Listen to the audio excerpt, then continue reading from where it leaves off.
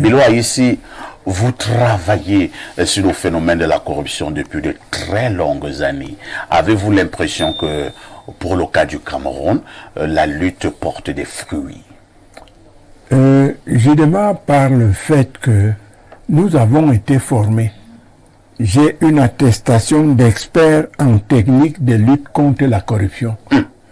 Du programme Choc. Je crois que vous en avez connaissance. On connaît bien le programme Choc. Voilà. Après cette formation, nous attendons à ce que on nous mette au travail. Mais moi, par exemple, j'ai entendu l'histoire de la CONAC comme tout le monde.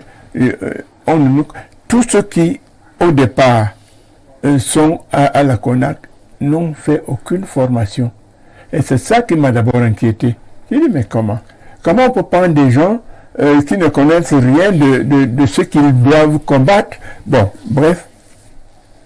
La corruption au Cameroun, on n'a jamais combattu la corruption. Comment ça?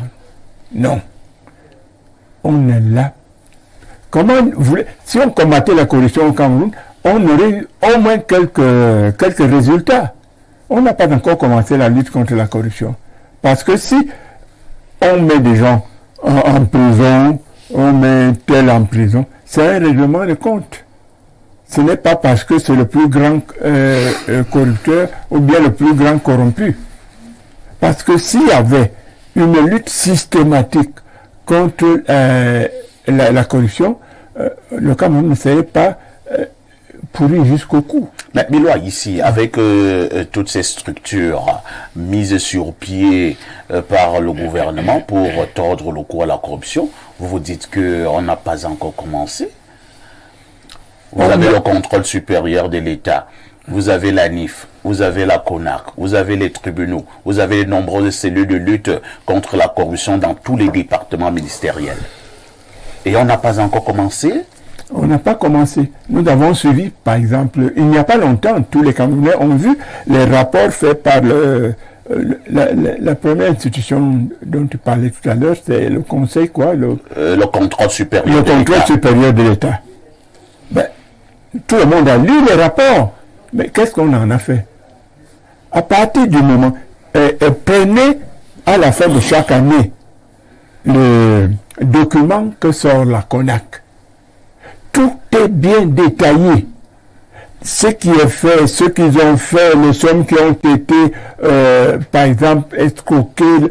Il y a même souvent les rapports de la Chambre des comptes. Et effectivement, on a connu le dernier rapport de la Chambre des comptes sur la lutte de la Covid.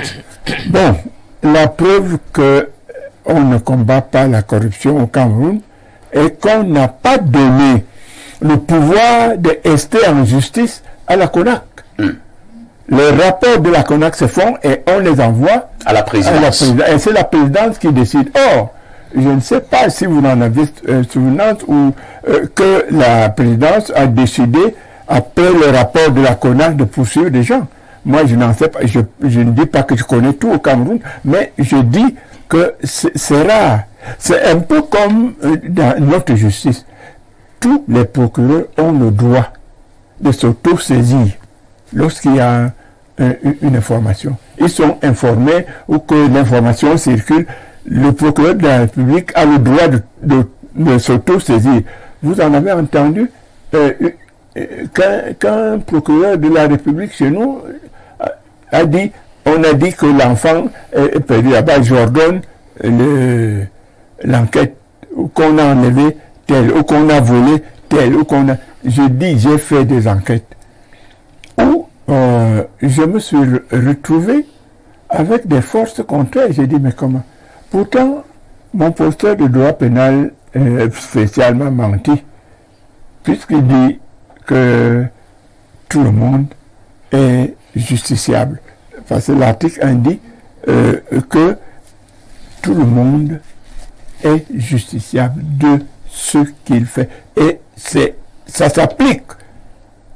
C'est le code pénal qui le dit, qu'on doit poursuivre tout le monde. Tout le monde doit être poursuivi. Est-ce que tout le monde est poursuivi? Si tout le monde était poursuivi, comment comprenez-vous que les fonctionnaires sont plus riches que les hommes d'affaires?